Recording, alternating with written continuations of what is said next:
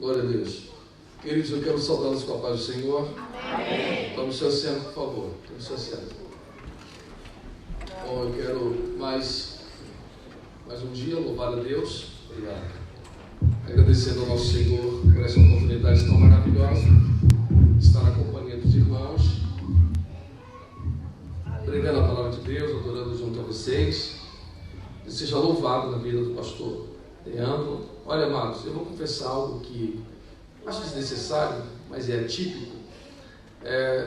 São poucos anos que eu tenho pregando a palavra de Deus, aproximadamente 15 anos, viajando, país afora, e eu recusava todos os anos viagem para fora do país. Eu não aceitava. Teve até alguns pastores amigos que ficavam chateados por eu não aceitar sair do Brasil para pregar a palavra de Deus. Era uma política minha, um pensamento meu. E quando o pastor Leandro ligou, chamou no telefone e a minha esposa atendeu, a minha esposa criou um carinho, um respeito muito grande pelo pastor Leandro, pela sinceridade, a simplicidade, o coração disponível à obra de Deus. E diretamente ela disse: dessa vez tu vai. Você vai, arruma tuas malas e vai embora. E a minha esposa, eu faço de tudo para preservar da minha família a inocência do Evangelho.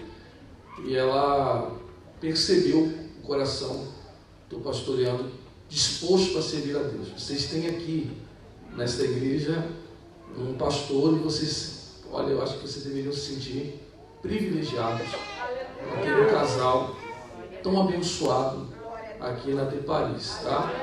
Que não usurpa a obra de Deus, não abusa da bondade dos irmãos, trabalha fora da igreja, se esforça, quer ler, quer aprender, quer se aprofundar. E estou dizendo isso, irmãos, que é uma raridade, ok? É uma raridade que vocês estão tendo aqui. O que Deus mandou para Paris, uma preciosidade, e eu tenho certeza que esta igreja, se os irmãos permanecerem com esta alegria que as irmãs cantam, com esse ímpeto que vocês têm de servir a Deus, que muitas almas serão alcançadas aqui. Tá bom? É verdade. Porque a obra é de Deus, Um planta, outro rega, mas quem dá o crescimento é só Deus. E Deus tem caçado esses, E disse ao pastor Leandro e sua esposa que pretendo daqui 3 anos não pregar mais, não viajar mais, não sair mais. Depois que casei, diminui muita agenda. Agora que tenho meu gurizinho, diminui ainda mais a agenda. E acho que tudo tem um tempo. Sei que minha família não é favorável a isso, não pensa desta forma, mas eu acho que está chegando o tempo. Eu acho que você vai vendo coisas que vai te entristecendo, mas também quando você vê pessoas que amam a obra de Deus dessa forma, eu fico impressionado, maravilhado com isso, tá? Deus preserve você, pastor Leandro. Agora pode contar comigo quando precisar. Eu não digo de presença física, eu digo de conversa, auxílio, que pudermos fazer. Você lá, conte com a gente e com os nossos amigos. Eu já notifiquei a galera toda lá no Brasil. Encontrei um crente bom aqui na Assembleia do País, um povo crente. Falei para ele que nem parece que eu estou fora do país, O calor da igreja ainda me remete ao Brasil. Amados, quero também transmitir um abraço à doutora Roberta, Matheus Soares, um amigo nosso em comum, pastor Matheus Soares lá do Brasil. O teu cara está magrinho. Falou: manda um abraço para a cantora Roberta e para o seu esposo. O esposo está aqui? Tá? Transmitir um abraço para vocês. E se eu não mandar, ele me pega lá no Brasil, tá? Então está transmitido aí um abraço a vocês, tá bom? E é um prazer muito grande também conhecê-los. Amados, quantos querem ouvir a palavra de Deus, digam amém. Amém! Abra sua Bíblia comigo no livro do Apocalipse, capítulo de número 1.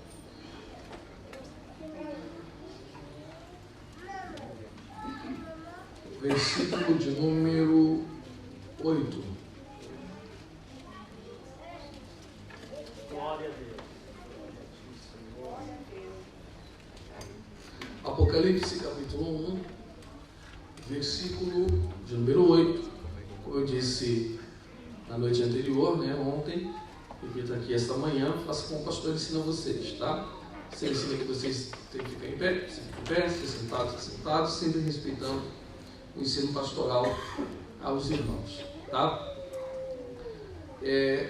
Outra advertência, eu estou sendo nesses 2 primeiros dias menos teológico, mais devocional, porque acho, creio em Deus, que orando ao Senhor, né, falei com o pastor, meu coração se moveu desta forma, creio que seja mais eficaz aos irmãos que estão aqui trabalhando, lutando pela vida.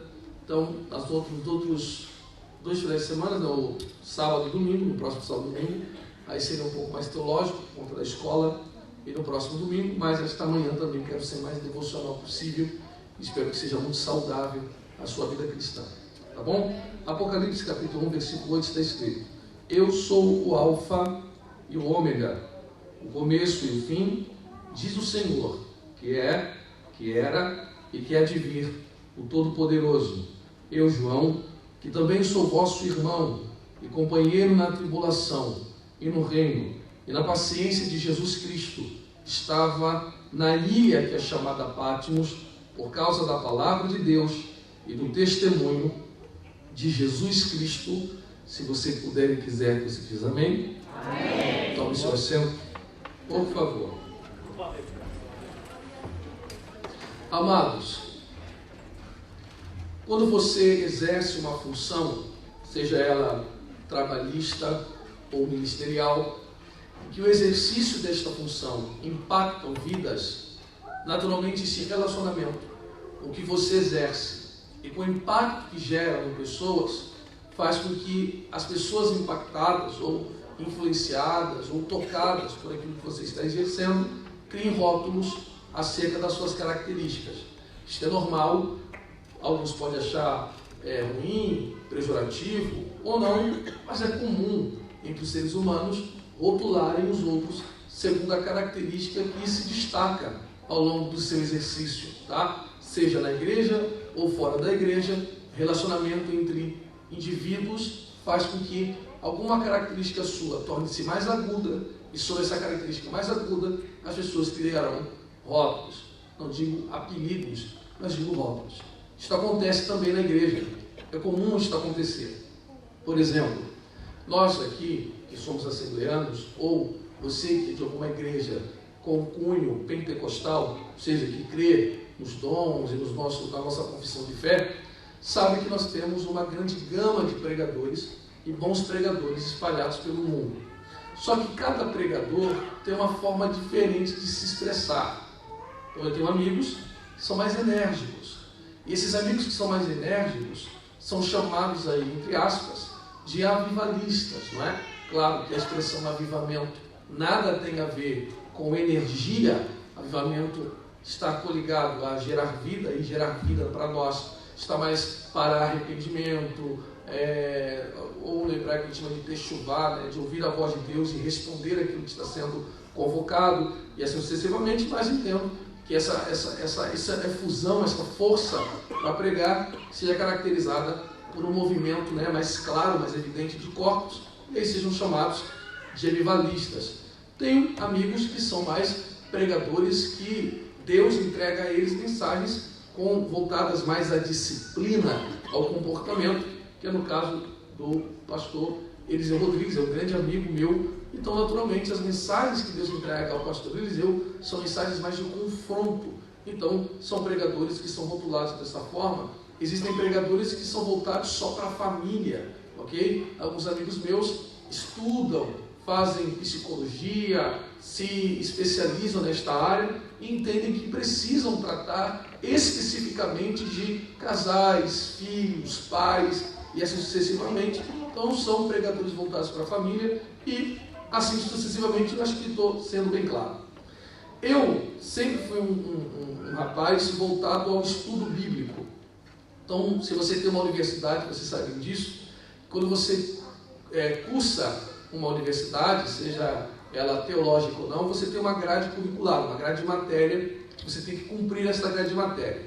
Na teologia, nós temos uma grande gama de matérias, o que naturalmente faz com que você, caso seja humilde, reconheça que não será apto ou bom em todas as áreas. Então, em qualquer outra área, como por exemplo no direito, você tem que focar em uma disciplina, seja ela civil, trabalhista, constitucional, não importa. Por mais que você tenha uma noção das outras áreas, você vai se destacar em alguma outra. Então eu, mesmo que nunca tive, eu repito, nunca nem imaginei que poderia ser um pregador, eu era músico na igreja, mas gostava da palavra de Deus, e a pretensão que tinha era ser um bom crente na igreja que servia, ou no bairro onde morava, para pregar a palavra de Deus, e acabei ganhando uma bolsa de estudos na faculdade teológica do meu pastor, que via em mim o potencial de ser um pregador. Quando eu comecei a estudar, automaticamente eu me interessei por duas matérias especiais: hermenêutica, ele já compreende exegese, e hermenêutica é a interpretação de textos, não é uma matéria exclusivamente bíblica. Por exemplo, no direito você tem hermenêutica, e homilética, que é a arte de esboçar sermão. Então a característica que tenho pregando desde os 17 anos de idade sempre foi algum tipo de conhecimento, o que faz com que eu, exercendo o ministério, sendo separado a vocação ministerial a partir dos 20 anos de idade, eu sempre fui solicitado pela igreja e pelos irmãos de outras igrejas para responder perguntas. Raramente alguém fala assim: pastor, ora por mim, pelo meu filho. Isso é muito raro, aconteceu comigo. Acontece mais com a minha mãe, que é uma grande mulher de Deus lá no Rio de Janeiro, que diz trabalho de libertação e frequenta muito aqui o Reino Unido. E, naturalmente, minha mãe é uma mulher dada à libertação, o demônio cai, a gente esfrega a cara no chão, é uma coisa voltada para a cura divina, a revelação, essas coisas. Minha mãe é usada nesse manto aí. Eu já não, irmão, eu não rio, não corro, né? O anjo não me visita muito. Então, as pessoas não me solicitam a isto, tanto na igreja.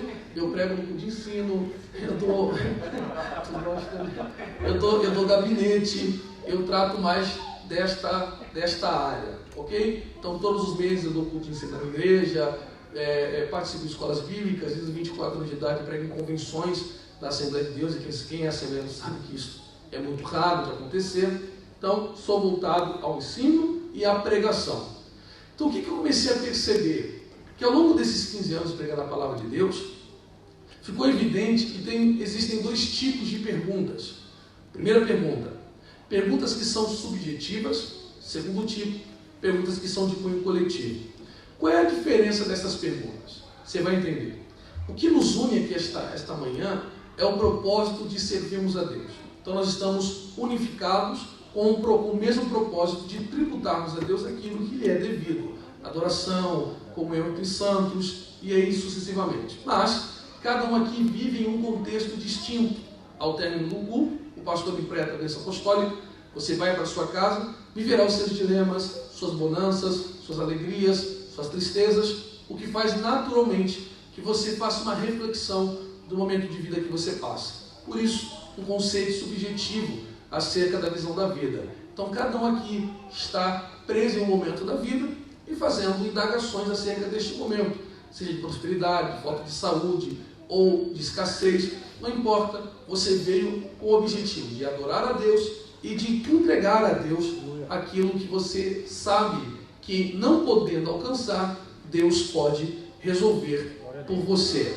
Perfeito? Só que existem perguntas coletivas e que, de forma extraordinária, mesmo cada um tendo um contexto, essa pluralidade de contextos que aqui é esta manhã, quando você retorna para sua casa ou eu retorno para o meu país, não importa, existem perguntas de cunho coletivo. A mesma reflexão que se faz na França acaba se fazendo no Brasil, a reflexão que se faz no Brasil acaba sendo feita no Reino Unido, na Escócia, Inglaterra ou nos Países Baixos, não importa, nórdicos, não é? Você acaba refletindo de uma forma coletiva. Dentro dessas reflexões coletivas, existe uma que parece não se aquietar nunca. E qual é esta reflexão? Por que é que a vida é tão injusta? Eu não sei se você já fez a reflexão da forma que eu acabei de construir, mas, naturalmente, você já se indagou em algum momento da vida, tentando compreender por que é que a vida é tão injusta. Como injusta? A sensação que nos dá é que a vida ela tem um desequilíbrio a favorecer aquele que não é tão justo, não trilha o caminho da justiça. E nós que nos esforçamos para estar no centro da vontade de Deus a cada dia, tentando vivermos uma vida de piedade, essa reflexão acaba sendo maximizada e a gente acaba tentando compreender por que é que aquele que blasfema tanto, ofende tanto a Deus, pratica tanto mal, parece ter uma vida mais próspera, mais fácil, mais alargada do que aquele que serve a Deus, que ora, jejua, tem comunhão e assim em diante. Essa reflexão sobre a injustiça da vida, ela não começa agora, é uma reflexão antiga que perturba desde a sociedade grega. Um filósofo ensinando na sua academia, na Grécia, dizia aos seus alunos que a virtude é a justiça, logo o inverso da virtude seria a injustiça, e que seus discípulos ou alunos deveriam se esforçar a praticar a justiça. E quando ele foi parado por uma interrogação do seu aluno, que dizia a ele que não concordava com aquilo que estava sendo dito, porque nunca viu alguém, ao trilhar o caminho da justiça, alcançar prosperidade de forma mais rápida do que aquele que trilha os caminhos, da injustiça, que sai de forma bíblica. Asaf, escrevendo o seu salmo, diz da seguinte forma: meus pés quase escorregaram da casa de Deus por observar a prosperidade do ímpio. E, por favor, não confunda o ímpio com o homem natural. Tem muita gente que não serve a Deus. Salvação é uma coisa, mas tem muita gente que tem uma vida muito boa, uma vida de uma moral quase que intacta, casado com uma mulher só, respeita bem os filhos, respeita o pai e a mãe, é pagador dos seus tributos, é uma pessoa que não serve a Deus, mas tem uma vida reta. Este é o homem natural. O ímpio é diferente. O ímpio tem aversão às coisas do céu. O ímpio não gosta de igreja, não gosta de Deus, se incomoda com o aspecto de santidade. O ímpio tem a sua cabeça voltada para quase um hedonismo, podemos dizer. Seu prazer, ou a busca do seu prazer, está somente fincada na terra. Então Asaf diz: como é que pode o ímpio ter esse tipo de vida e aqueles que servem a Deus não ter? E aí o seu coração só acalma, só tranquiliza quando ele diz: e ao entrar na sua presença ou na sua casa, aí eu entendi qual é o final do ímpio e qual é o final dos justos. E aí o coração de Asaf se refaz. O que eu vou dizer aqui aos irmãos de início, que temos um bom tempo para pensarmos e mergulharmos na palavra de Deus, vai gerar um pouco de desconforto, mas precisa ser dito. O que você dirá, Carlos, que gera um pouco de desconforto? Que queira os irmãos ou não, a vida sempre será tendenciosa à prática da injustiça. Vou repetir: queiram os irmãos ou não, a vida sempre terá tendência, perceba a expressão, tendência de cometer injustiças. E por que você diz que a vida sempre será tendenciosa ao acometimento de injustiças? Porque eu lembro que quando eu estava lá cursando Direito, tinha um professor de Sociologia do Direito, eu dava aula de Sociologia, que se dizia também ateu. Parece que virou moda, né? As pessoas de faculdade não crerem em Deus. Mas ele é um camarada muito simpático, gente boa toda a vida. E aos intervalos da aula, a gente trocava figurinha. Ele acabou sabendo que eu era bacharel em teologia e ele, naturalmente, era doutor em sociologia. E a gente começou a trocar figurinha. Eu falava de teologia, ele falava de sociologia, a gente ia conversando, ele foi se interessando.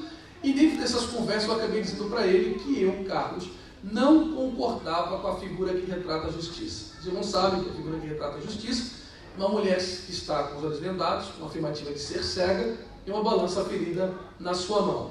Se você conhece bem o Brasil, né, você que é brasileiro, está aqui, sabe que lá em Brasília, na Praça dos Três Poderes, tem uma piada pronta. Em frente ao Supremo Tribunal Federal, tem uma estátua de cuidado, que agora é crime. Se você falar alguma coisa do Supremo Tribunal Federal, lá no Brasil você é preso. Mas eu não ligo não tem problema não, né? Em frente ao Supremo Tribunal Federal, você tem uma figura que representa o direito, uma mulher sentada, com uma balança ferida nas mãos. E ela é cega. E aí está a piada pronta. Por que cega? Bom, eu disse ao professor que eu não concordava com essa figura, porque quando você personifica uma virtude, você personifica a virtude com os seus atributos. Então a justiça ser cega é um equívoco. Por mais que você diga, a justiça deve ser cega para julgar a todos de forma igualitária, sem distinção entre fortes, fracos, ricos, pobres ou etnia, né? Raça é humana, mas etnia é negros, brancos, mulatos, não importa. Não há diferença para a justiça porque ela não enxerga. Então quer dizer que para a justiça ser justa ela tem que ser cega? É um equívoco. O exercício da justiça nós chamamos de equidade. E o que é equidade? Equidade é dar a cada um aquilo que lhe é por direito.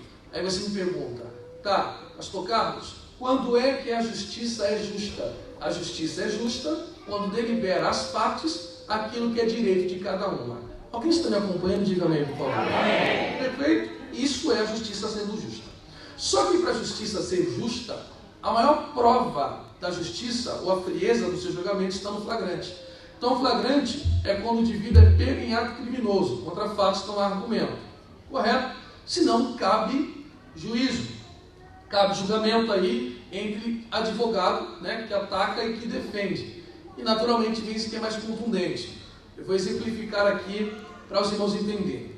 Lá no nosso país, eu digo nosso porque eu acho que a maioria aqui seja brasileira, né? Mas lá no Brasil, eu tenho um amigo no estado do Rio de Janeiro que é um dos maiores advogados do nosso estado e é muito amigo meu. A gente estava conversando, tomando café há um tempo atrás na casa dele e falando sobre direito, sobre justiça, essas coisas todas. O cenário político do Brasil está péssimo, não agora. O nosso presidente tem feito um bom trabalho, economicamente falando, comete alguns erros, mas é humano, mas o Brasil está avançando de alguma maneira. Mas na época daquele julgamento do mensalão, etc., estávamos conversando e disse assim, Carlos, eu peguei um caso que eu não costumo aceitar. Espere, qual o caso? Bom, um cliente meu, muito antigo, muito rico, me solicitou que eu defendesse o filho dele. Amados, não se enganem, ok? Todo mundo pode ser processado. Ser processado não é ser condenado. Em todo processo que cabe defesa, cabe ataque. Vence quem é mais contundente, ok? Então, a justiça ela está inércia, que a gente diz, ela tem que ser provocada. Então, a justiça foi provocada porque diziam que o filho esse empresário tinha cometido pedofilia. E ele disse que não pega esse tipo de caso por um aspecto moral dele. Porque se você quer ser advogado um dia, aprenda que o direito não é emotivo. Todo mundo pode ser defendido, todo mundo pode ser atacado, ok? E aí vai da ética de cada advogado. Existe uma relação entre advogado e cliente que não pode ser quebrada. Ele disse ao cliente dele, olha, não aceito esse tipo de caso, mas como você é um cliente meu muito antigo, muito querido, eu vou defender teu filho, mas preciso conversar com ele antes.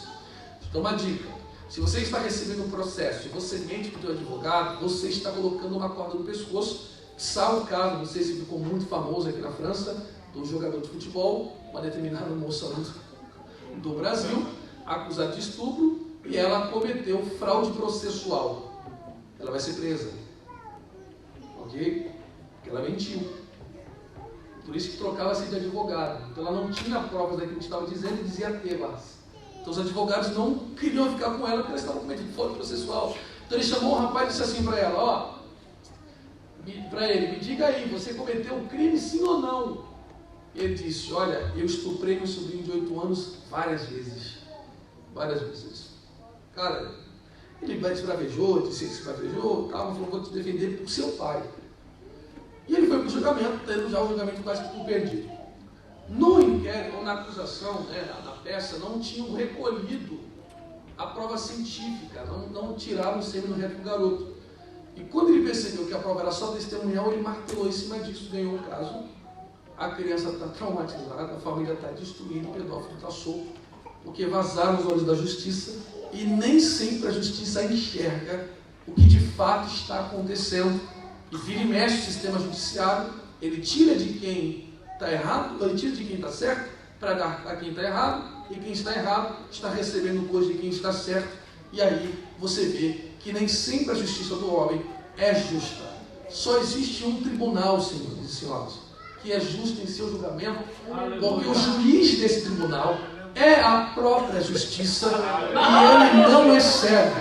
O que significa dizer que o salmista diz, para onde eu fugirei do teu flagrante? Se eu subir, tu me pega. Se eu descer, tu me pega. No celular, tu me encontra. E essa é a nossa esperança. Se a justiça dos homens falharem, a de Deus jamais falhará para a glória do Senhor. Santo e bendito nome.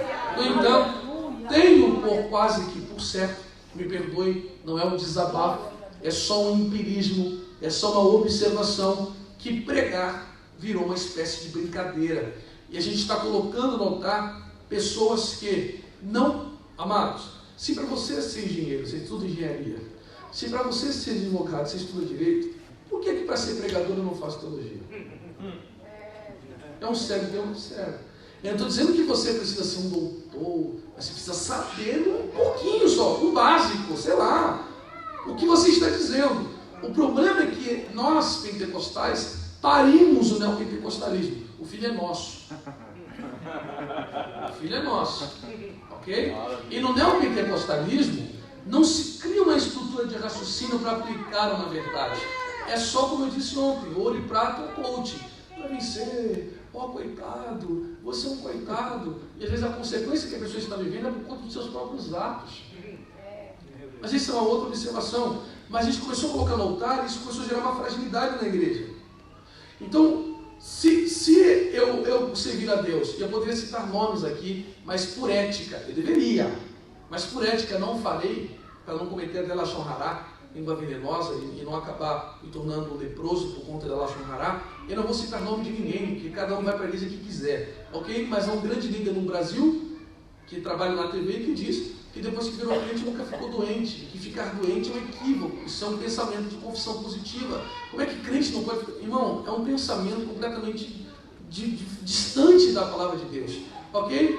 Mas Paulo diz que nos últimos dias sobrevirão tempos em que os homens ouvirão aquilo que traz comichão aos ouvidos e se voltarão a desejos e se distanciarão daquilo que gera saúde. Então é normal aquilo que gera saúde estar mais mirrado do que aquilo que não gera saúde está mais cheio. Quiçá o evento de Elias com os profetas de Baal, mais de 800 profetas de Baal, num lugar que nem cai fogo, só sacrifício, se corta, chora, solta a fumaça da cambalhota, solta o fogão de luz, e o altar que é reparado só tem um só, porque reparar altar dá trabalho. Mas tudo bem. Nós temos uma lei que nós aprendemos da Bíblia, e é bíblica, e nós acreditamos ser inquebrável porque é inquebrável. Por exemplo, tudo que o homem semear, certamente ele colherá, também é bíblico. Se você planta vento, você colherá tempestade. O que significa dizer para vocês que nós temos essa concepção de vida, que se eu plantar muito, eu vou colher muito. Claro, isto é uma coisa óbvia e direta. Não dá para você plantar banana e colher abacate. O que você planta, você automaticamente colhe. Mas, se isto é uma verdade tão absoluta, por que você planta tanta bondade e colhe maldade? Por que você abraça tanto e você não recebe abraço sempre? Por que você é tão amigo e você nem sempre colhe amizade? Porque a vida tem esse desequilíbrio, a injustiça. E na minha humilde opinião, o apóstolo João é, abaixo de Cristo, no Novo Testamento, um dos homens mais injustiçado de todo o Novo Testamento. Por que mais injustiçado? Na verdade, eu sou meio suspeito de falar de João, porque é o apóstolo que eu mais aprecio, mais me impressiono, mais me encanta. E eu vou mostrar para vocês aqui alguns motivos de eu entender por que João é tão prejudicado. Primeiro, João nem sempre foi um bom apóstolo. Nós adjetivamos de forma popular João como sendo apóstolo do amor. Alguém daqui me ouvir, diga bem. Amém. Chegaremos lá. O apóstolo do amor. Só que esse adjetivo, pastor Leandro, nem sempre foi cabível ao apóstolo João. Quando você diz assim, João é apóstolo do amor, você está correto, mas nem sempre isto foi possível. Porque João, os discípulos de Cristo, é um dos mais impulsivos, é o que menos domina o seu temperamento dentre eles, um dos que menos domina. Prova esta, que ao longo do Novo Testamento nós temos relato, no mínimo, de 3 repreensões que João recebe de Cristo. Dessas 3 repreensões que João recebe de Cristo, numa delas, João está olhando a Cristo e está dizendo assim para ele: quer que roguemos a Deus que mande fogo do céu para matar samaritano? Eu não sou mais inteligente, mas eu desconfio que quem ama não deseja ver fogo do céu cair para torrar o seu próprio irmão, ainda que às vezes dê vontade de orar a Deus por isso, nós não o fazemos. Então João é o tipo da pessoa que entra para o Evangelho, mas não só entra para o Evangelho, permite o Evangelho entrar nele. João não é só alguém que entra para a igreja, ele se torna a igreja. E quando você se torna a igreja, o apóstolo Paulo escreve em Gálatas capítulo 5 que o fruto no singular do Espírito é amor, e tem 9 vitaminas, dentre essas vitaminas, domínio próprio. E aquele que outrora queria que fogo do céu descesse para consumar aquele que pensa de forma diferente dele, agora está abdicando do seu exercício apostólico, sumindo de Atos dos Apóstolos para cuidar de Maria, mãe de Cristo, na sua viuvez. Só depois do falecimento de Maria é que ele passa a exercer o seu apostolado. Eu vou te dizer mais, o livro é meio polêmico, né, para alguns, mas é muito utilizado em academia teológica, te recomendo a comprar, porque conhecimento não ocupa espaço. Escrito por um homem chamado Eusébio de Cesareia, que escreve um livro chamado História da Igreja. Eusébio de Cesareia é discípulo de Clemente, e Clemente, discípulo do apóstolo João, dizia a Eusébio que João, com os cabelos brancos, já velho, ganhou um jovem para Cristo. E percebendo que esse jovem tinha um potencial de ser um pastor, chamou esse jovem para perto. Felizmente, esse jovem acaba se afastando de Deus e João tenta saber onde está o moço. Preocupado com o paradeiro do rapaz, João acaba descobrindo onde o garoto está, se desloca ao encontro do moço. O moço, constrangido pelo seu estado pecaminoso, foge de João. Enquanto ele foge de João, João corre atrás do garoto dizendo: não corra, não corra, espere, pare. O garoto, convencido pela persuasão de João, para de correr. João abraça o garoto e externa essa frase: por que foges de mim? Se Deus não desiste do homem, quem sou eu para desistir de você? Primeira qualidade do apóstolo João: domínio próprio. Segundo, cuida da viúva. Terceiro, já velho, ancião, corre atrás do perdido. Digo mais, um dos principais fundadores da igreja de Éfeso. Digo mais, tão íntimo de Cristo que relata no seu evangelho que reclinava a cabeça no peito do mestre ao ponto de ouvir seus batimentos cardíacos.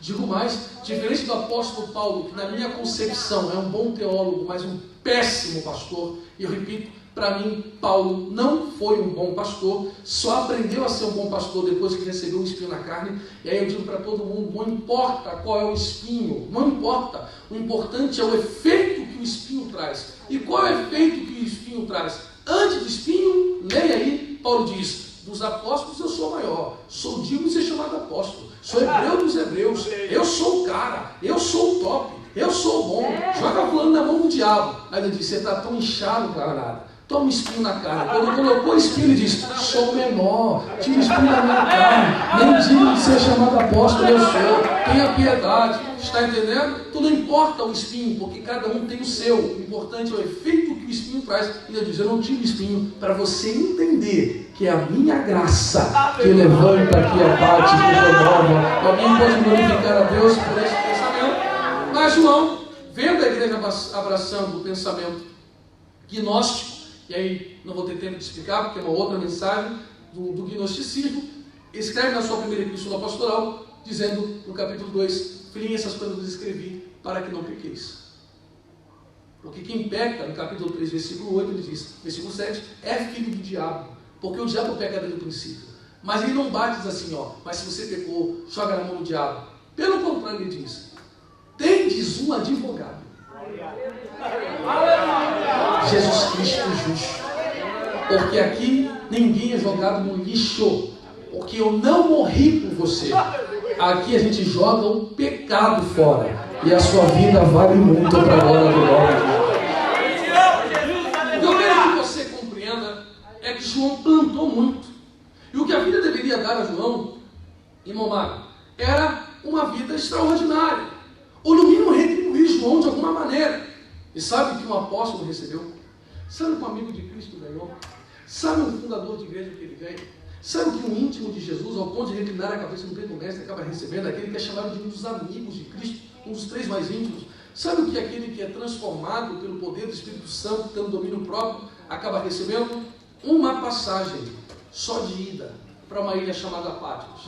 Eu tenho por certo que você está com vontade de almoçar e que não quer mais me ouvir. Se você ainda quer, diga glória a Deus, por favor. Claro que eu percebo que você está atento, faço isso por questão didática, porque sei que você tem uma semana corrida, acordou cedo hoje, talvez na correria, talvez não tomou café, nossa mente tem um espaço limitado para armazenamento de conhecimento. Faço isso só para despertar a sua atenção, para que você não perca a linha de raciocínio mas nós chegaremos lá. Essa passagem de Sodida para a ilha de Patmos, obviamente, se a Sodida não tem volta. O sistema romano naquela época, meu amigo pastor Leandro, ele era determinado da seguinte maneira: quem vai para Patmos no tempo do apóstolo João não retorna de Patmos. Repito, quem vai no tempo do apóstolo João, no Novo Testamento, no primeiro século, decretado por Roma, a ser sentenciado a ir para Patmos, não retorna de lá. A ilha de Patmos hoje pertence à Turquia, ok? Está no Mar Egeu, fica a 19 quilômetros do Mar Egeu. Então a ilha de Patmos, ela se via como um sistema prisional por exílio.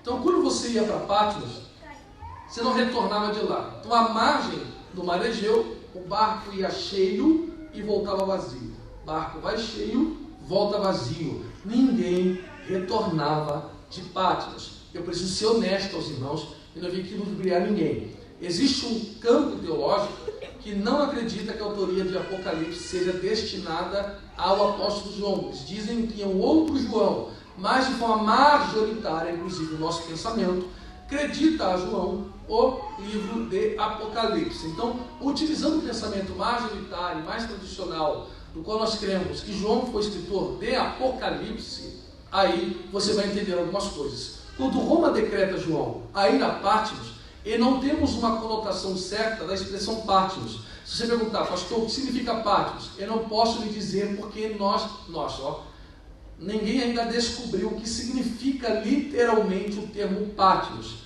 Alguns apelidam a ilha de Ilha da Tristeza, e alguns chegam a ser, não sei de forma forçosa, não sei se de forma forçosa, dizem que a expressão geográfica de Patmos remete a uma gota de lágrima. Sendo tristeza ou não, de fato quem ia para Patmos vivia uma vida triste, porque de lá não retornava. Só que João, ao chegar em Patmos, me dá a sensação de que a vida é um pouco arrogante. E o que eu vou dizer aqui para você, eu digo de forma respeitosa e não de forma grosseira, por favor, porque eu não sou melhor do que ninguém, mas é só uma concepção minha da vida. Se você está aqui esta manhã tentando desistir dos seus objetivos e abatido com a vida porque alguém disse, sabe-se lá quem que disse para você que não vai dar certo, que você não tem força e que as coisas não vão muito bem, e você está dizendo, ó céus, ó vida, ninguém me apoia, ninguém me chama de bonito, ninguém me empurra para a vida, e por isso eu vou desistir dos meus sonhos. Me perdoe, irmão, desista da vida. Você não está preparado para viver. Se você perde tempo guardando no coração, sendo setado por palavras de homem, acreditando que palavra de homem decreta alguma coisa, você está equivocado, porque o que o homem diz é carregado pelo vento igual palha. A última palavra ainda sai da boca de Deus, porque eu entendo que a angústia da vida não é que alguém diz que você vai ou não vai fazer alguma coisa. A angústia da vida é quando a vida lhe apresenta um paradoxo. E qual é o paradoxo que a vida lhe apresenta? A vida é muda e grita ao mesmo tempo. Repito, a vida é muda e grita. Como é que ela pode ser muda e grita? É um paradoxo. Ela não tem voz, mas ela tem cenário. E o cenário é gritante. Então não é o vizinho, não é o teu parente, não é o teu amigo, não é o teu esposo, não é a tua esposa, não são seus filhos. É a própria vida lhe dizendo, há quanto tempo você ora pelo teu casamento? E você reflete com a vida, sei lá, agora pelo meu casamento, já faz uns 4 anos, a vida diz, e aí, o casamento melhorou ou piorou? Aí você diz, bom, pelo que eu tenho observado, as coisas ainda não saíram do lugar. Pois bem, passagem só de vida, bem-vindo a Patmos dessa situação. Você não sai, é a vida te cansando. Ou de repente você diz para a vida diz para você, quando você está orando por uma porta de emprego melhor? Olha, a vida entra campanha, sai campanha, sube um monte, desce um monte, olha de madrugada, faz campanha de jejum Daniel, 35 dias, 75 dias, eu não vejo nem a maçaneta girando, não tem porta para mim, e eu estou trabalhando, sou grato a Deus pelo emprego que tenho, mas eu queria um emprego melhor. Passagem só de ida, está vendo? Descansa. Nesta área você não vai trabalhar. Acostume-se com isso. Daqui você não se desloca. Quanto tempo você ora pelo seu filho? Ora para o meu filho faz muitos anos. E quanto mais eu oro, mais balada ele quer. Então se acostume. Passagem só de ida. Não tem recuperação para o teu filho. E assim sucessivamente, como por exemplo enfermidades. Há quanto tempo você ora por essa cura? Há tanto tempo. E aí? O médico diz que eu estou desenganado, não tem mais jeito, não tem mais solução, o diagnóstico não é dos melhores, mas eu estou crendo em Deus, estou orando já faz um tempo. E aí? Quanto mais eu vou ao médico, mais a enfermidade está tomando o meu corpo. Bom, Deus nos livre disso. Bom, passar a sua vida para o céu você vai, mas a sua vida, no término dela, será um pouco sofrida. Então a vida tenta te cansar fazendo você baixar a guarda, achando que essa primeira instância, que esse primeiro tribunal é o que decreta todas as coisas.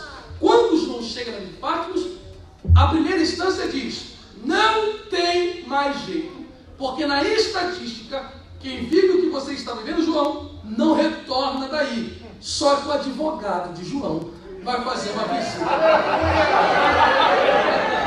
Como advogado gosta de andar bem vestido, não é mais o homem de Nazaré. Seus pés são como latão reluzente, seus olhos são como chumbo, seu rosto brilha mais do que o sol, seu cabelo é alvo como a neve. Ele chega e João diz: calma, João, defensoria pública chegou. Olha para mim, por que é que a vida está te tratando desse jeito? Me conta a verdade, para não cometer igual a moça com Neymar. Me diga o que aconteceu.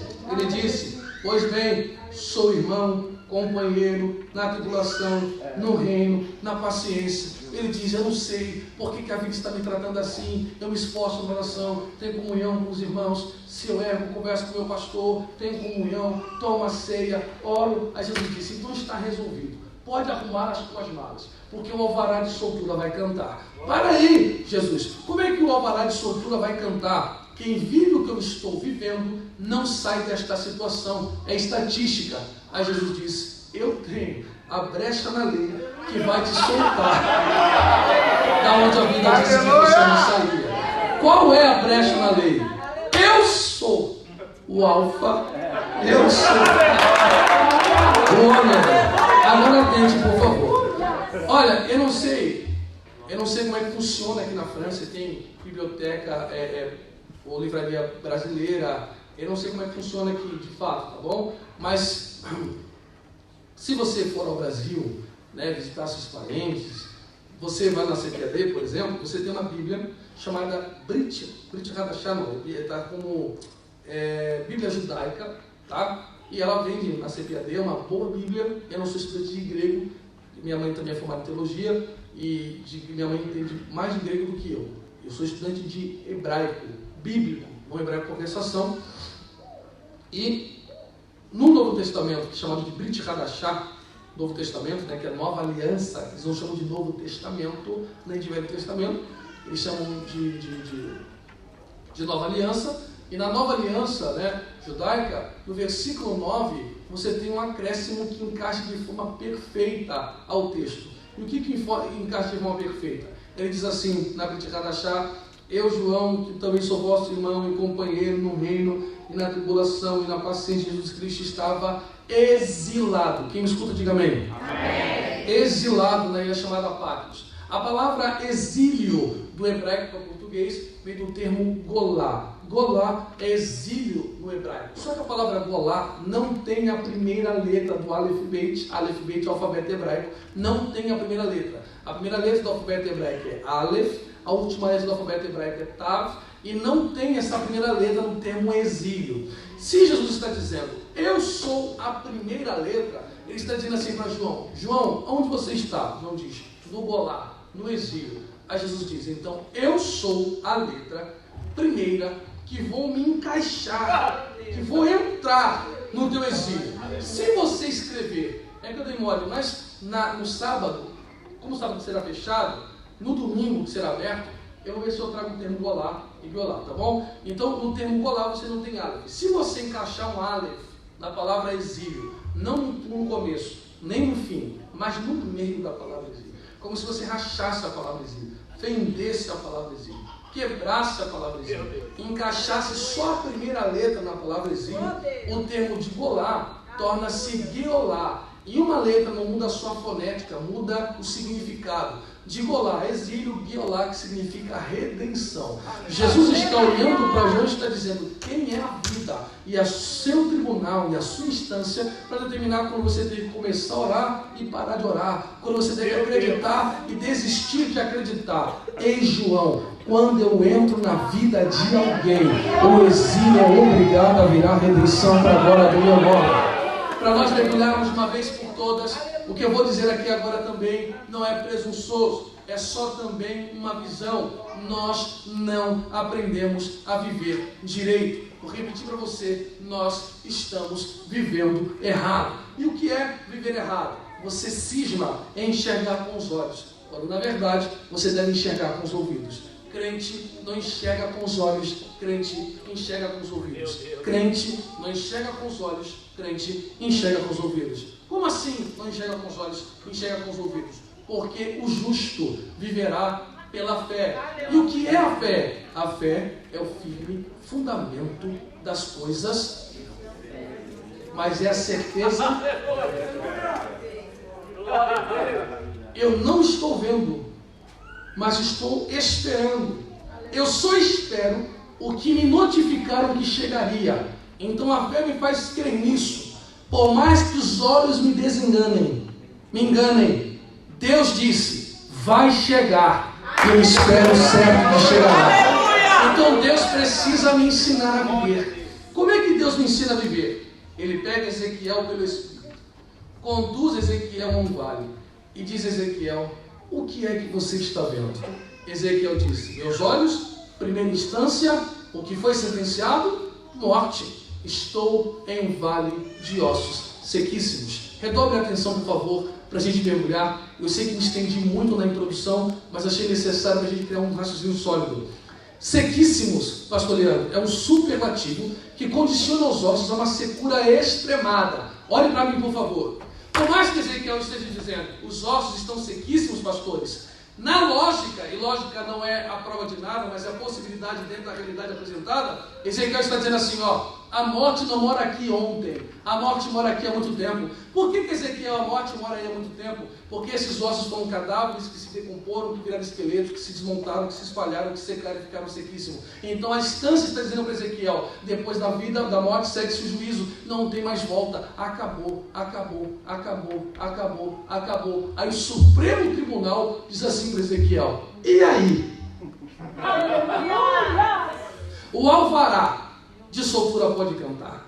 A ordem de despejo para a morte pode chegar. Você acredita que a morte pode ir embora e haverá vida? A Ezequiel dá a resposta mais extraordinária de todas. Ele diz, tu o sabes. Por que ele respondeu de forma correta? Ele não está fugindo da resposta. É a única resposta possível. Ezequiel está dizendo assim para Deus, quem disse que eu acredito no que vejo? Não, eu só acredito naquilo que você me fala. Se o Senhor me disser, se esse teto da cor branca é da cor preta, é preto e acabou. Se o Senhor me disser que esse púlpito de acrílico é de madeira, pode a França inteira dizer, é acrílico. Se o Senhor disse que é madeira e acabou. Quem está entendendo já está glorificando.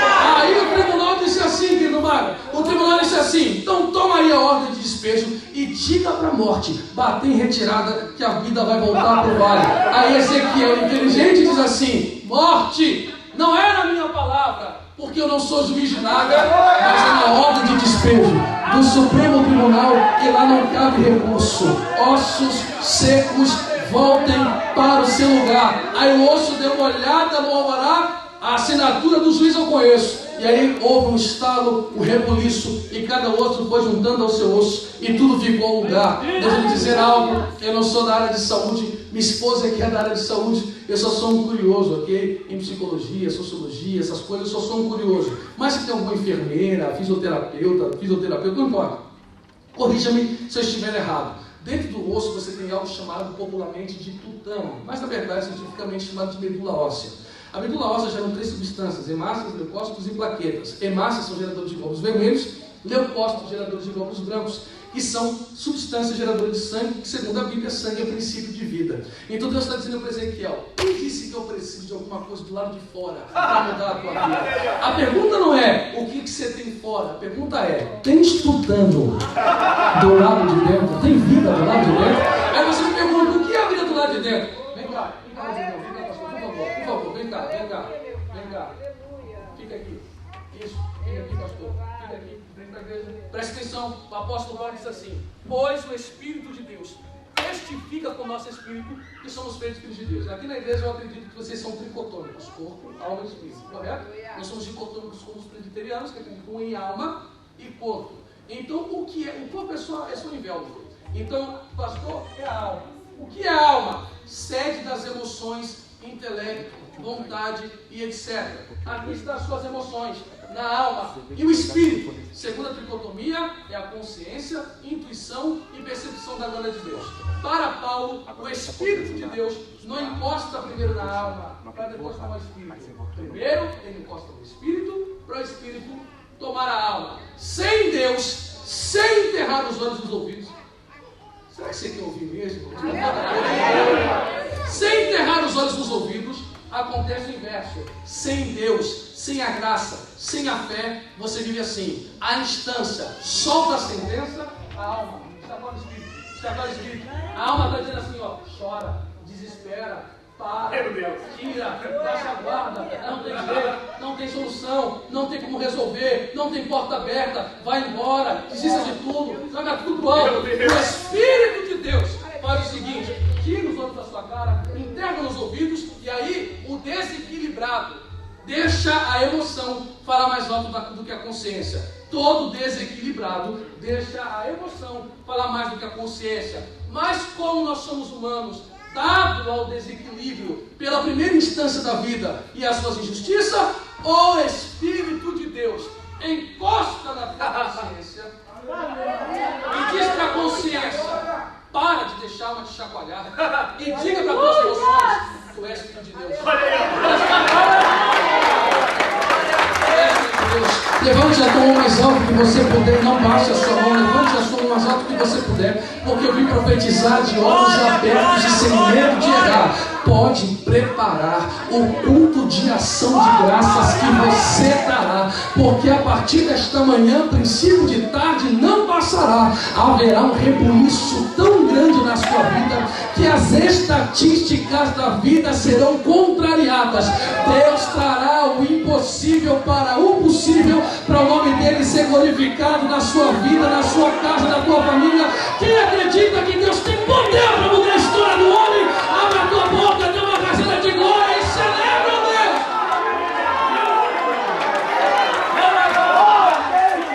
Se eu lhe disser, já caminho para concluir, se eu lhe disser que eu vim de uma família pobre e que não tive nada na vida, eu sou mentiroso. Tive um testemunho difícil, que eu não quero aqui citar, mas houve um momento de escassez em casa e eu não gostava de ir para a igreja, ok? Na minha adolescência. Então, houve um período de escassez muito grande e naquela época, na Assembleia de Deus, o crente não podia mostrar fraqueza, o obreiro não podia mostrar fraqueza. Uma época muito rígida da Assembleia de Deus e os obreiros não podiam mostrar fraqueza. Minha mãe, missionária, houve uma grande fome na minha casa, nós estávamos com fome, foi a primeira vez que eu enfrentei fome daquele jeito, e eu desmaiei de fome.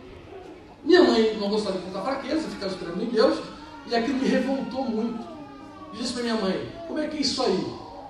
Casa de ferreiro, espeto de pau, milagre só na casa dos outros, aqui Deus não opera? Minha mãe tirou o olho da cara, enfiou nos ouvidos, dobrou o joelho na cozinha e disse assim: eu sou mulher de Deus. Isso aqui é para quem crê, velho. Isso aqui é para quem crê. Que nem crente eu era. Plantou o joelho na cozinha e disse: eu sou mulher de Deus. Antes que a tarde abraça a noite, Deus manda a providência na porta da nossa casa. Eu olhei para ela e disse: vou sentar aqui para assistir a senhora passar vergonha. Ela disse: senta aí, vem Deus trabalhar. Minha mãe varrendo a casa, e tinham 2 CDs lá que quase viraram um outro furo. 3 CDs que era Cassiane, Lauriette e Shirley. E eu no mundo cantarolava de tanto que eu não estudava. E eu lembro que aquele dia ela ouvia Lauriette e ouvia. O que mais marcou naquele dia foi a canção da Cassiane. Ela dizia: Deus não rejeita a oração, oração é alimento. Nunca vi um justo sem resposta ou ficar no sofrimento. Basta somente esperar o que Deus irá fazer. E cantando, varrendo a casa, quando começou o esporte, era mais ou menos 1h15. Ela disse: abre aí. Abre aí que eu estou fascinando. Quando eu abri a porta, o pastor presidente. E o pastor presidente disse: a missionária está em casa. Ele disse, está assim, Senhor, porque ele disse, chama ela e diga para ela que quando eu passava com o carro em frente à casa de vocês, o Espírito de Deus entrou no meu carro e disse comigo, meu servo, dá meia volta, entra no mercado, faça as compras da minha serva e diga para ela que enquanto ela me adora, eu vou mudando a sentença dela. Coloque a mão no ombro do crente que está chorando, no ombro dele, no ombro dela, no ombro dele. Chacoalha ela, chacoalha ele e diga esta manhã, enquanto você adora pela fé, Deus trabalha na sua vida. Enquanto você está exaltando a Deus com os olhos nos ouvidos, teu vale terá um rebuliço. Eu estou sentindo a presença do Espírito Santo. Se eu entendo o que eu estou pregando, desperta de Paris, dá um pulo nessa cadeira, uma casada de glória. Adore ao Senhor teu Deus. Aleluia.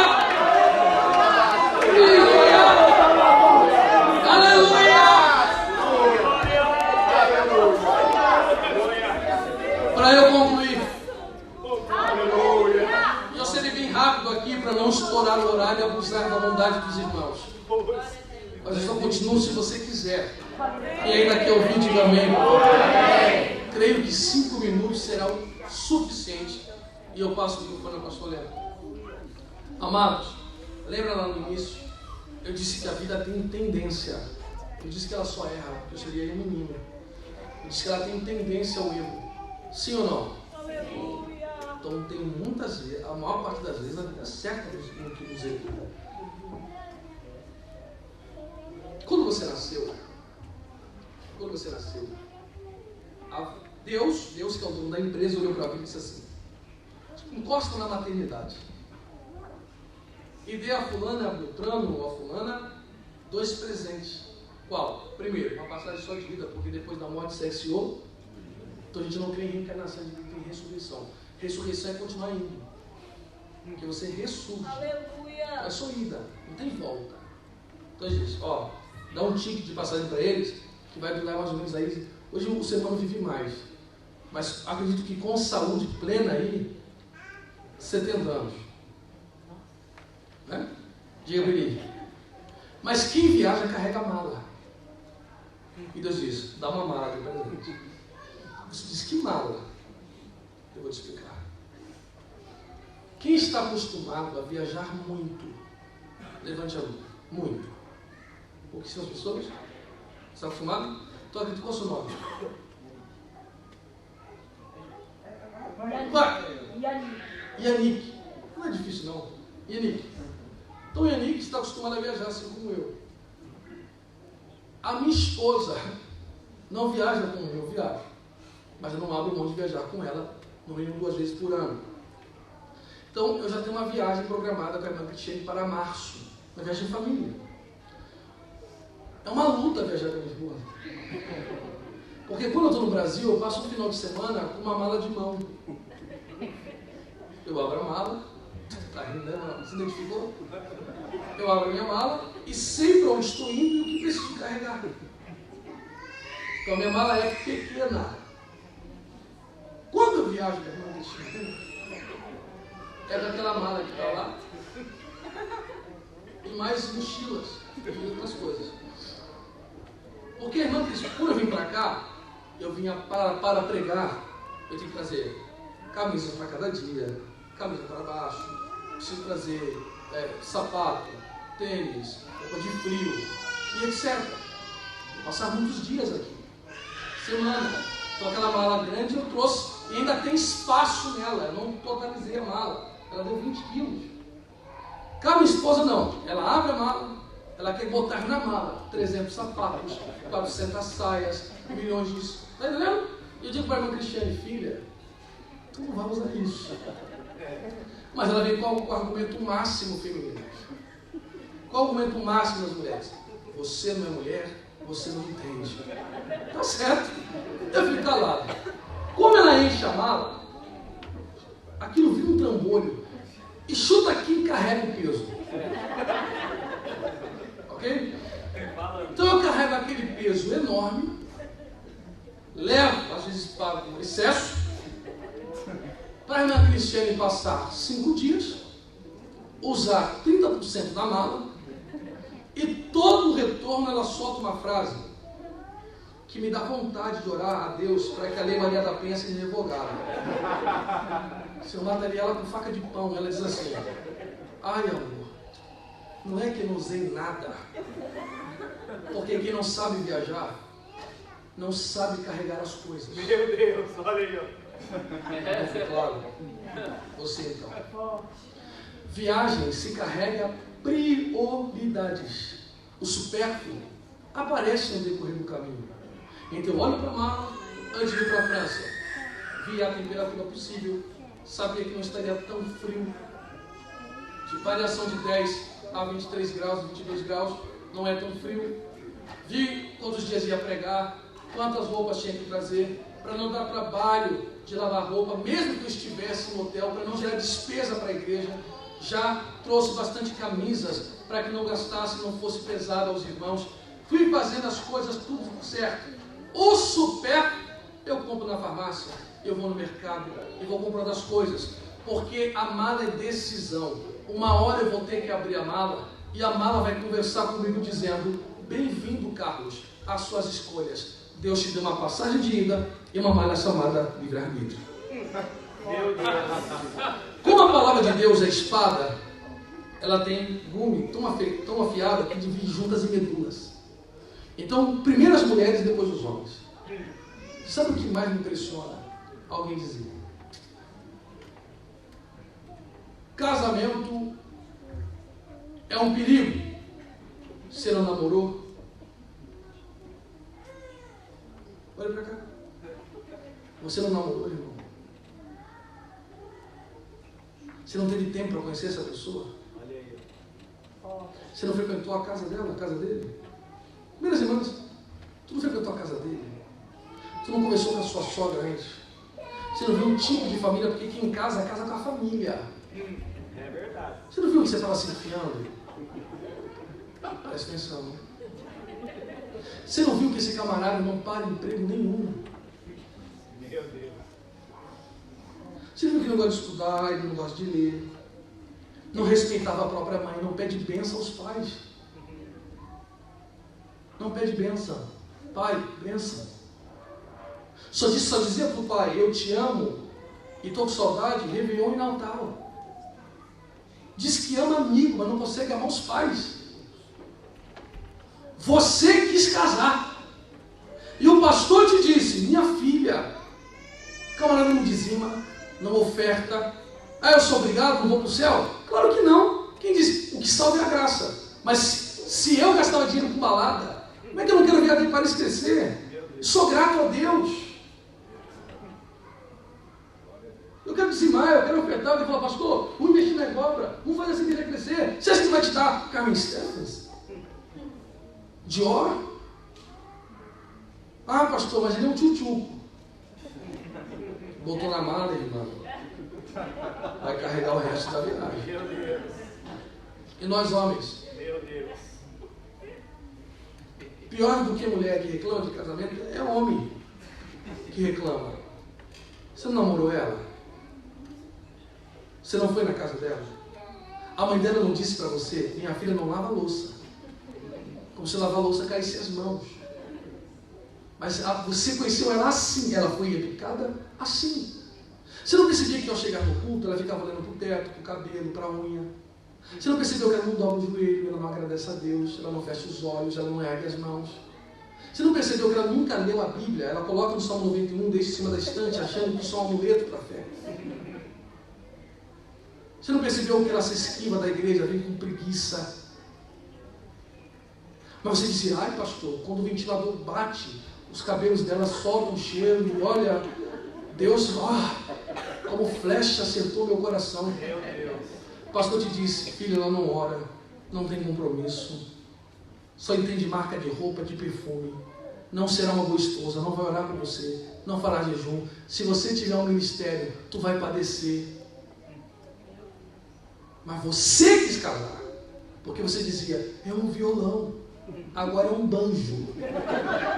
Botou na mala, meu filho, vai carregar o resto da viagem. Estou descontraindo de forma proposital para que não seja muito duro. Porque eu não gosto de bater na igreja, e acho péssimo isso. Eu acho que você consegue repreender com graça. Quem acredita nisso, diga amém, por favor. Senão vai parecer arrogância. Quantos aqui querem ser ricos? Levante a mão. Teve gente que falou. Ai, meu Deus.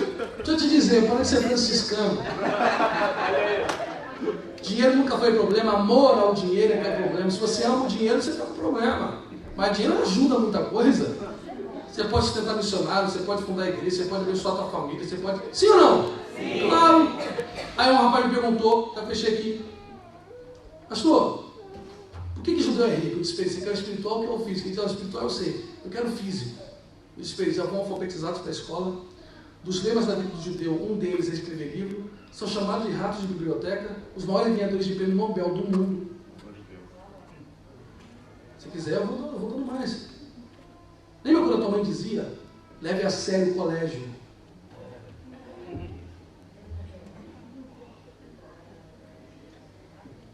Forte, Deus. Aleluia. Isso aqui para que teve a oportunidade de estudar. Nós estávamos calejada, dizia para você assim, eu não quero que você tenha a minha vida. Meu Deus. Irmão, eu não sei aqui na França o período escolar é maior, mas lá no Brasil são 4 horas. Será que é tão difícil? Será que é tão difícil sentar e entender o que já inventaram? Você não tem que criar nada, é só entender o que já criaram. Mas o negócio era bagunçar. Mata a aula, fingir que estava doente. Aqui não, só acontece lá no Rio de Janeiro, não tem essa coisa. Soltar pipa, jogar bola, ser popular. Era só essa meta de vida. Você achava que a sua vida terminava com 18. Hoje você tem 30, uma família para sustentar, e no seu currículo não tem um diploma. Nem de ensino fundamental. E aí Deus é ocupado. Não confunda prosperidade com riqueza. Deus te faz próspero. Com pouco que você tem não te falta nada. Isso é prosperidade. Riqueza é outra coisa. Aí Deus seria injusto pegar quem não se esforçou para nada e ficar rico. Eu acho que eu vou apanhar, eu vou parar de falar. Quem quer ouvir ainda, diga amém, por favor. Amém. Claro que eu coloquei graça para não ser duro demais. Mas se você está me ouvindo, eu concluo aqui, pastor, você deve estar refletindo. Pastor, quem dera se eu pudesse voltar no tempo. Se eu pudesse voltar no tempo, eu diria sim quando eu disse não, eu diria não quando eu disse sim, ouviria mais meus pais, oraria mais, pediria conselhos ao pastor, leria mais a Bíblia, faria uma faculdade, daria uma vida melhor aos meus filhos. Aí eu te pergunto, cadê tua passagem? Só de ida, irmão, não tem volta. Vamos morrer frustrado? Frustrada, pastor? Não, porque além da primeira letra, ele é a última. E a última letra é um tav. Um tav é um T, então ele tem assim, ó, uma linha vertical.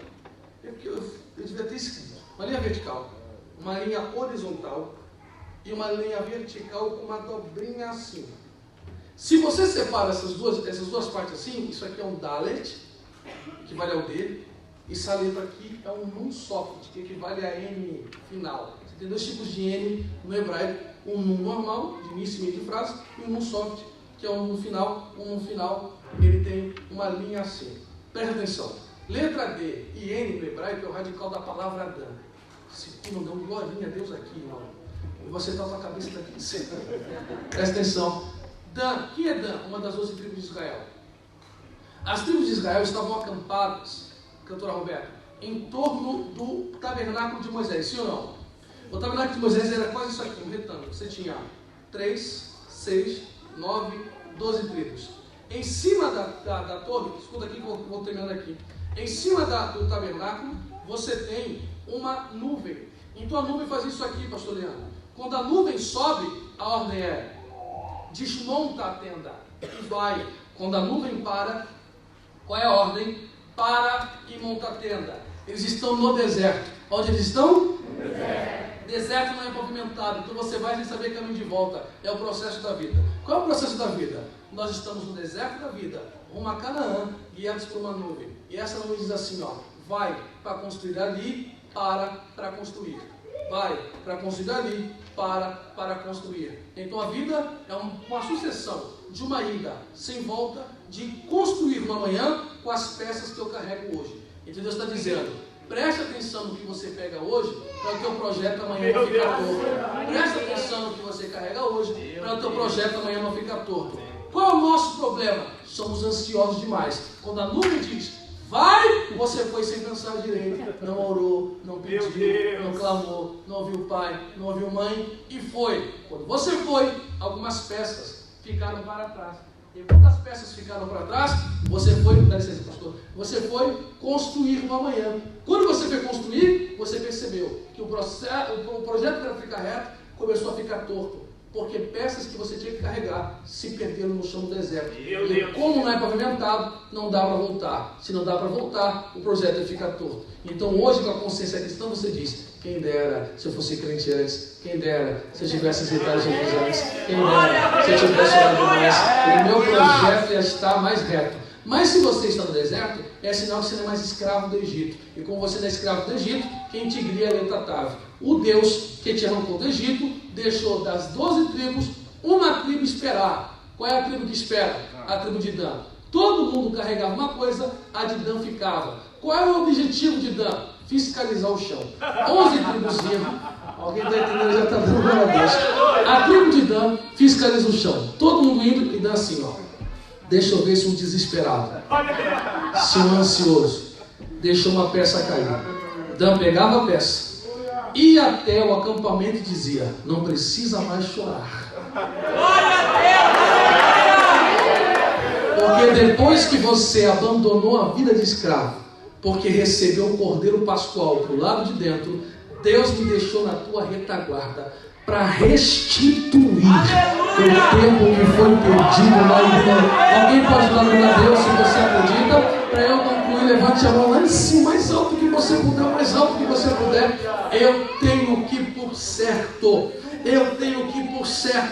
que a tua vida e os teus projetos não terminarão tortos, porque o teu Deus é o Deus que faz te dar a segunda oportunidade de viver o melhor nesta vida. Quem está recebendo e acreditando, dê um grito de glória a Deus mais alto que você já deu e fica de pé comigo glorificando ao Senhor.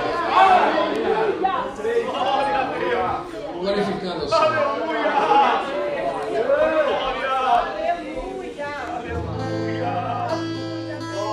Aleluia. Só nosso Deus restaura tempo perdido. Só o nosso Deus restaura o tempo perdido. Eu posso fazer diferença amanhã, pastor?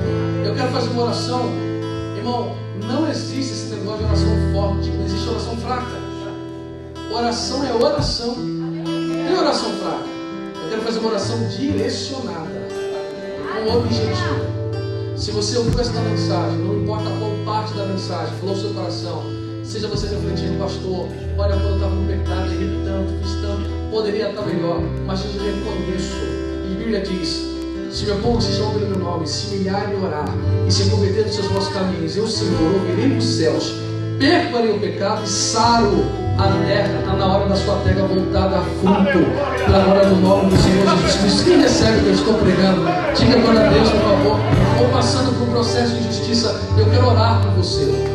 Se você receber esta palavra, sai do seu lugar, vem aqui na frente. Eu quero orar por você, não vou nem colocar as mãos, só quero especificar pessoas, especificar vidas, e eu quero estar orando pela tua vida. Tem mais alguém que quer receber essa oração? Crente ou não, nós queremos orar por você. Nós queremos orar por você. Não importa a tua mensagem, porque eu não posso fazer nada, mas Deus pode. Deus faz. Deus faz.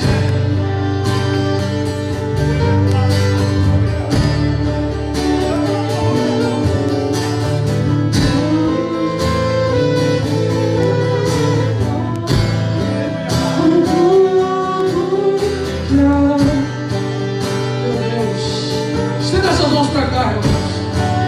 Vocês que ficam aí, isso. Vamos orar. teu povo. Aqui estão os teus filhos, Pai. Ó Deus, eu não sei qual momento de vida eles estão passando. Eu não sei qual peça está faltando. Eu não sei, Senhor, mas Tu conheces o coração. Tu conheces os pensamentos. Tu sabes do que eles necessitam, Deus. E nós unimos a nossa fé, Deus, no nome poderoso que é no Teu nome, no Teu Filho, no nome de Jesus que disse: clama em meu nome, em meu nome, em meu nome. No Seu nome nós pedimos, porque diz a Tua palavra que tudo quanto pedires em Teu nome, o Senhor nos faria. Porque se a Tua palavra está em nós e nós estamos em Ti, Senhor, podemos pedir o que quisermos e nos será feito. Traz a existência, Senhor. Traz, ó Deus, a existência para os Teus filhos glorificarem o Teu nome. Que em tempo oportuno, Senhor, haja testemunho de vitória, de bênçãos sobre a casa, a família, os filhos, os parentes, até a quarta geração. Quem é mais poderoso do que Tu, Senhor? Ninguém, porque ninguém pode impedir o Seu operar. Opere a favor do Teu povo em Paris, opere a favor do Seu povo na França, e que o Teu nome seja glorificado na vida dos Seus filhos, em nome de Jesus. Amém. Pode retornar ao seu lugar, louvando a Deus. Deus abençoe.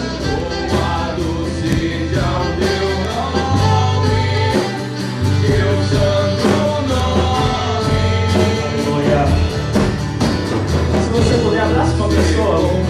Abraça alguém.